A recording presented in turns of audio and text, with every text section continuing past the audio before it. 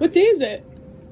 Boat Tip Tuesday again, and it's engineer Mike and Jennifer Dalton, project director. So we're up here, end of August, and in this little bay, trying to weather a gale and a snowstorm. And we came in last night, 3 days underway, 333 miles. We got anchored, and our charts weren't matching, but completely set.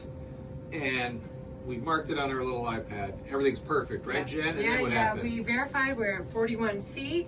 All of a sudden I had an aha because it is called false straight.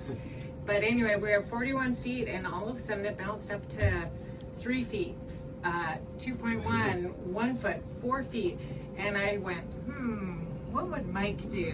Yeah. The first thing we wanted to do is not re-anchor. Verify the problem. And so Mike got busy looking around and we all started to understand something. If you look where we are, we're in a long inlet here with a river at that mouth of the inlet. The cold river coming into Huge the lake. water.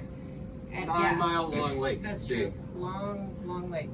So anyway, go ahead and Yeah. explain. Well, so then I said, well, often fresh water is less dense on top of salt water, creates a little layer that the depth sounder will pick up on. And so in order to verify that, because I didn't want to re-anchor at 10 o'clock at night, Captain Mark carries in a good old-fashioned lead line. If you don't know what a lead line is, this is how they did the original soundings back here in the Northwest Passage. And so it's a chunk of lead on a rope, and they mark it in fathoms typically every 6 feet. This little cup in the end is to get a bottom sample. So if you look at a chart and it says it's sand or it's mud, clay, rock, it's because they would just drop this and see what came up with it.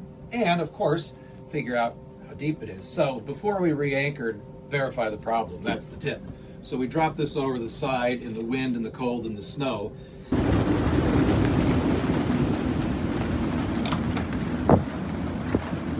we'll just do it once. We're just a drop.